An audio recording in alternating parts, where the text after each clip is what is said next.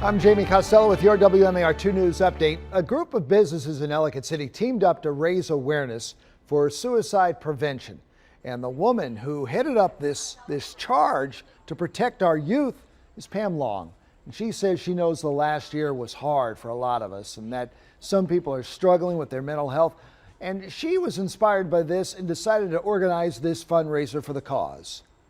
There's people who've been stressed and feeling alone because they had to work. They're frontline workers, and they're stressed for that reason. There's people who were like, you can't work, and they're financially, in trouble. So there's all sorts of reasons people are feeling alone. Well, Pam Long, thank you. She says 100% of the proceeds raised will go to the Grassroots Crisis Intervention Center.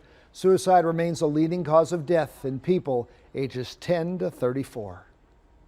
The World Health Organization wants us to know to hold on to our administering booster shots. But Wednesday, the governor said we cannot afford to delay booster shots any longer.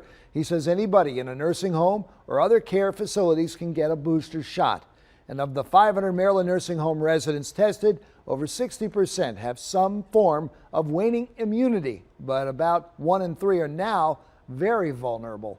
Governor Larry Hogan says the state's recent antibody testing program proves it's needed and thinks people should be able to get their shots. But there's been confusion from the federal government guidance that some pharmacies are giving people, some are saying, we need a prescription. Well, you don't need one. And so we're making it very clear in Maryland, somebody feels that they need to get it, we're going to get it to them, and nobody can deny it to them. Well, even with the state vaccination rate at 80% of those who are eligible, the state is launching a $3 million door-to-door effort to directly connect with Marylanders living in areas with low vaccination rates. And we'll be dealing with some lingering showers as you start off your Thursday morning. Temperatures in the upper 60s, and then expecting clouds to dominate the second half of the day with more sunshine peeking through those clouds as we head into the evening. Temperatures are going to be a little bit cooler. We're talking about only climbing to 80 degrees here in the city of Baltimore. Most of the locations struggle to get into the upper 70s. And we're looking at drier weather and picture perfect temperatures for your Friday, warming back into the 80s as we head into the weekend. And then, unfortunately, that 90-degree forecast comes back into view by Monday. Slight chance of showers on Tuesday. All right, Patrick, click with us online at WMAR2news.com for updates on top stories and breaking news. Also for news and weather while you're on the go, download the WMAR2 News app in the App Store. Thanks for watching. I'm Jamie Costello.